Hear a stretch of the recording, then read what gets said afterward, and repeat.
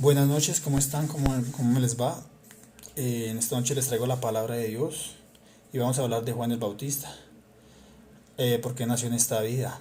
¿Para qué nació? ¿Con qué propósito Dios lo trajo a este mundo? Entonces vamos a dirigirnos a la palabra en esta noche. Pero en esta noche no vamos a hablar precisamente cuando él estuvo grande, sino vamos a hablar de su nacimiento, para entender un poco mejor lo que se va a tratar del tema. Entonces si quieren me pueden acompañar al libro de Lucas, capítulo 1, versículo 23. Dice que hubo en los días de Herodes, rey de Judea, un sacerdote llamado Zacarías, de la clase de Abías. Su mujer era de las hijas de Aarón y se llamaba Elizabeth. Ambos, ambos eran justos delante de Dios y andaban irreprensibles en todos los mandamientos y ordenanzas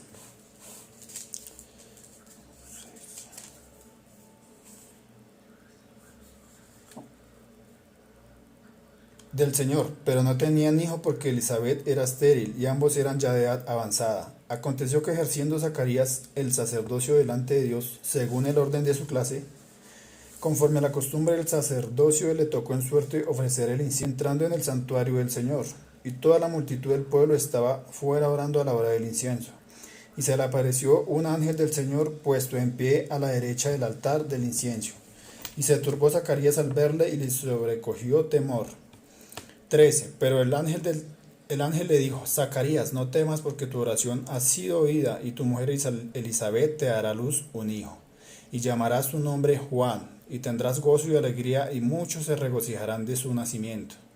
Porque será grande delante de Dios, no beberá vino ni sidra, y será lleno del Espíritu Santo, aún desde el vientre de su madre, y hará que muchos de los hijos de Israel se conviertan al Señor, Dios de ellos, e irá delante de él con el espíritu y el poder de Elías, para hacer volver los corazones de los padres a los hijos, y de los rebeldes a la prudencia de los justos, para preparar al Señor un pueblo bien dispuesto. Dijo Zacarías al ángel: ¿En qué conoceré esto? Porque yo soy viejo, y mi mujer es de edad avanzada. Respondiendo el ángel le dijo: Yo soy Gabriel, que estoy delante de Dios, y he sido enviado a hablarte y darte estas buenas nuevas. Y ahora quedarás mudo y no podrás hablar hasta el día en que esto se haga, por cuanto no creíste mis palabras, las cuales se cumplirán a su tiempo. Y el pueblo estaba esperando a Zacarías y se extrañaba de que él se demorase en el santuario.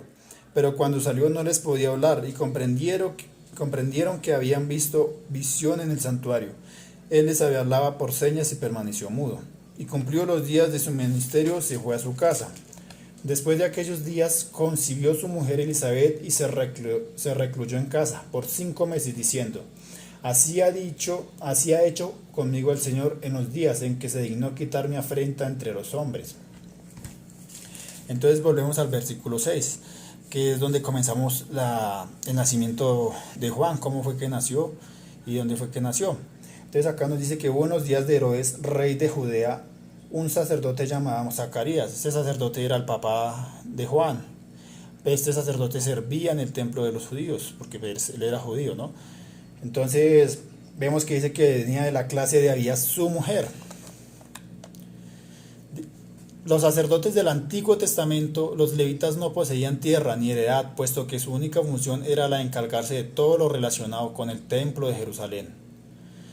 Entonces vemos aquí ellos no tenían un lugar donde descansar, sino lo que ellos vivían de las cosas que les daban. Entonces lo que debemos es buscar a Dios, adorarlo, alabarlo, ofrendas y otras. Aunque no poseían tierras, los levitas vivían de las ofrendas que el pueblo de Israel presentaba en el templo.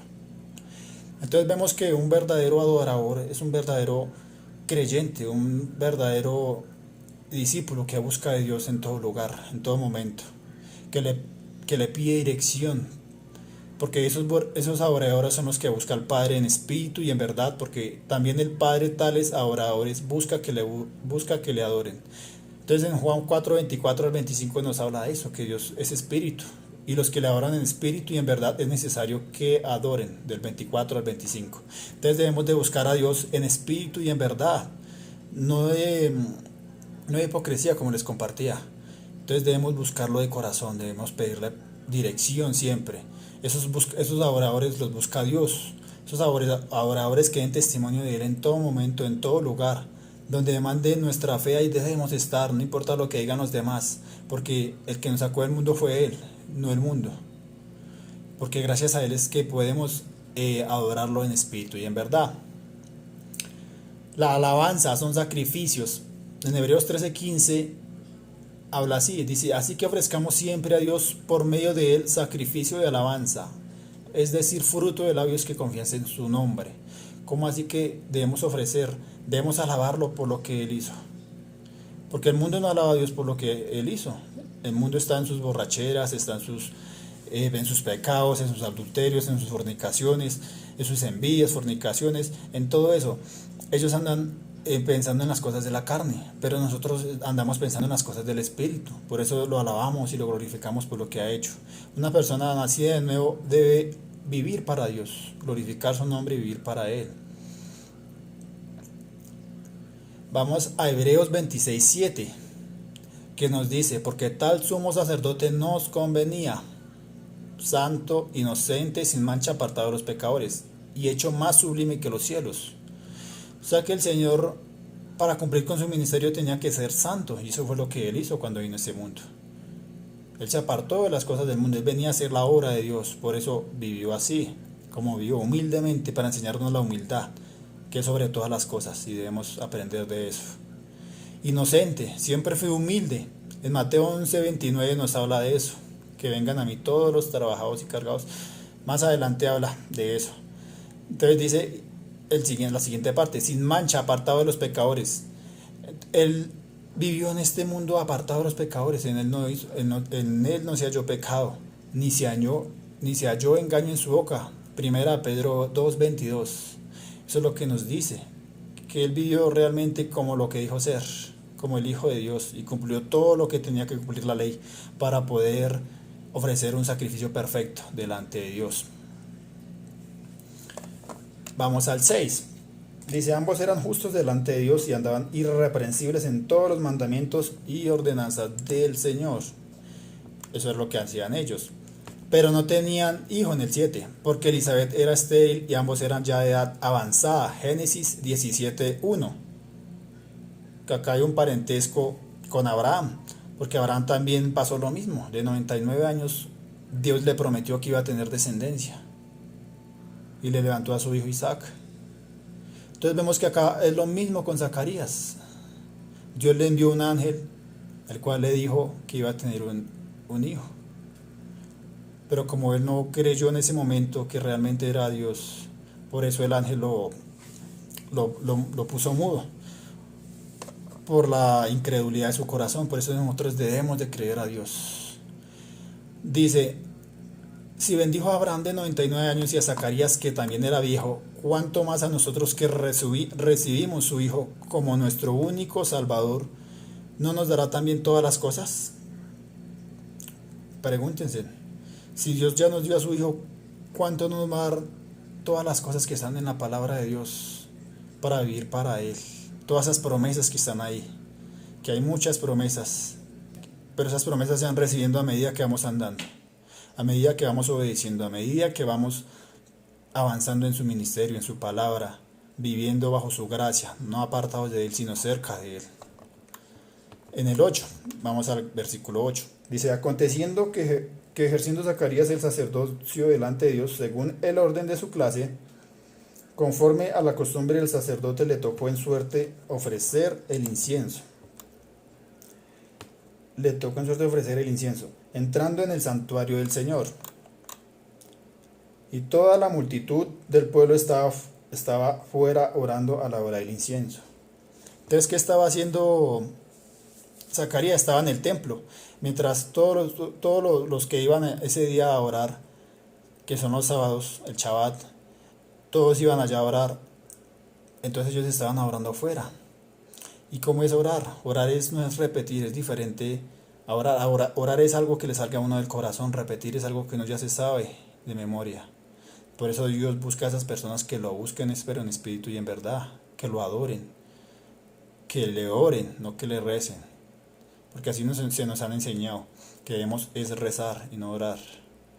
Y no las palabras, orar a rezar. Entonces debemos enfocarnos en orar y pedirle a Dios dirección siempre. La, en estos tiempos en la casa, orar y buscar de su presencia y leer la palabra. En el 11, sigamos al 11. Dice, y se le apareció un ángel del Señor puesto en pie a la derecha del altar del incienso. Y se turbó Zacarías al verle, y le sobrecogió temor.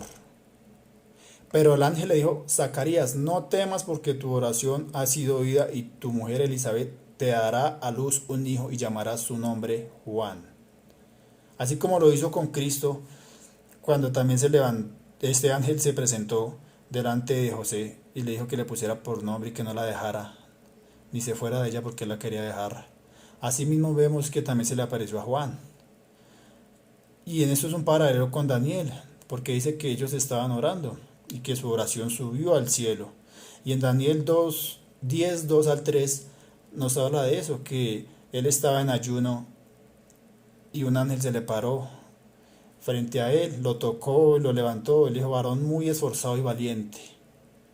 Y ahí vemos otra serie de cosas que nos muestra que debemos es buscar de él en ayuno y en oración, porque cuando nos ponemos en ayuno y en oración, estamos levantando guerra contra el enemigo.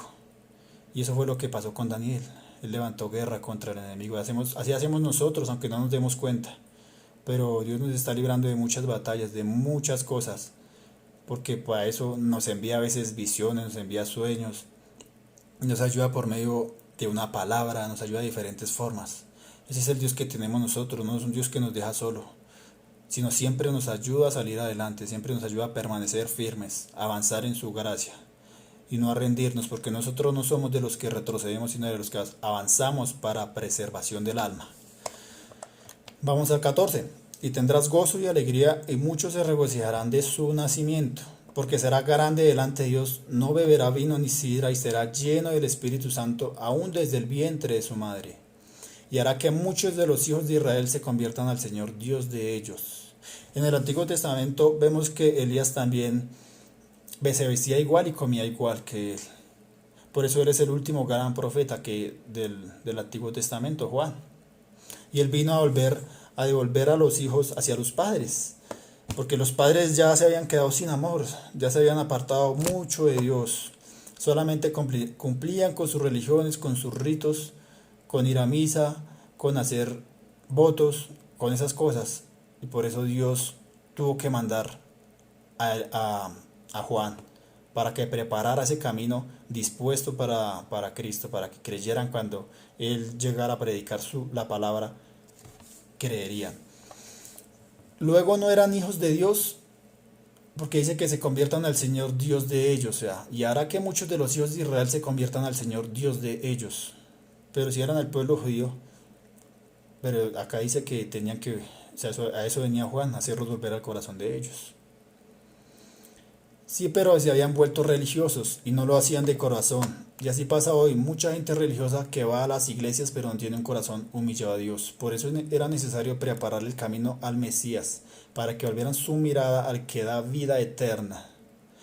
Entonces eso es lo que venía a hacer Juan, a preparar esos corazones de los padres, de los hijos, de todos los que estaban ahí. En el versículo 17 dice, e irá delante de él con el espíritu y el poder de Elías, para hacer volver los corazones de los padres a los hijos, y de los rebeldes a la prudencia de los justos, para preparar al Señor un pueblo bien dispuesto. Ya no había amor en los tiempos de Jesús, porque dice que de los padres hacia los hijos, y de los rebeldes a los caminos de Dios. A eso venía Elías, hacerlos volver por medio del arrepentimiento y preparar su corazón para Cristo. Ese era el propósito de él. Ya nosotros como hijos de Dios debemos es guiarlos hacia Cristo, como hizo él, lo mismo, los guió hacia Cristo. 18, dijo Zacarías al ángel, ¿en qué conoceré esto? Porque yo soy viejo y mi mujer es de edad avanzada. Respondiendo el ángel le dijo, yo soy Gabriel, que estoy delante de Dios y he sido enviado a hablarte y darte estas buenas nuevas. ¿Acaso volvemos a ver que Dios siempre utiliza a sus ángeles para llevar mensajes a sus hijos? Porque sus hijos ponen su confianza y su fe en Él, o sea, en Dios. También tiene autoridad de juicio que a sus hijos que no creen, como lo dice en Hebreos 12:5, que dice que al Señor al que ama disciplina y azota al que recibe por hijo. Ese es el padre que tenemos, porque si nosotros cuando nuestros hijos se portan mal, nosotros también tenemos la autoridad de volverlos al camino, porque es que si no les damos fuerte se nos van a descarriar y eso es lo que debemos no permitir. Por eso debemos encaminar al niño desde su pequeño, enseñarle la palabra de Dios, guiarlo por el camino justo y verdadero, que es solamente a través de Cristo, donde encontramos toda esa paz y esa seguridad que nos da Él, que nos brinda Él. Vamos al versículo 20. Y ahora quedarás mudo y no podrás hablar hasta el día en que esto se haga, o sea, hasta que el día que nazca Juan. Por cuanto no creíste mis palabras, las cuales se cumplirán a su tiempo. Y el pueblo estaba esperando a Zacarías y se extrañaba de que él se demorase en el santuario. Pero cuando salió no les podía hablar y comprendieron que habían visto visión en el santuario, en el templo. Él las hablaba por señas y permaneció mudo. Y cumplidos los días de su ministerio se fue a su casa. Después de aquellos días concibió su mujer Elizabeth y se recluyó en casa por 5 meses, diciendo: Así ha hecho conmigo el Señor en los días en que se dignó quitar mi afrenta entre los hombres, en el día que Dios quiso darle ese hijo, porque por su gracia fue que lo hizo. Si él hubiera querido no lo hubiera hecho, porque lo que es imposible para los hombres es posible para Dios. Pero para nosotros es posible cuando ponemos la fe en Él, cuando depositamos toda nuestra carga en Él, cuando vivimos solamente para Él. Ahí es posible, del resto es imposible. Entonces esto ha sido la hora de hoy, hermanos y amigos. Dios los bendiga. Ya saben, si quieren recibir a Cristo en sus corazones, pídanle perdón, pídanle que entre a su vida, acéptenlo como Señor y Salvador, arrepiéntanse de sus pecados, arrepiéntanse de sus malos caminos y vuelvan el corazón hacia Él. Eso debemos hacer como hijos de Dios, hacer que mucha gente vuelva a los caminos de Dios y no se aparte, porque los tiempos están cada vez más cerca. Dios los bendiga, Dios los guarde, y mañana estaré subiendo la segunda parte de este video. Dios los bendiga.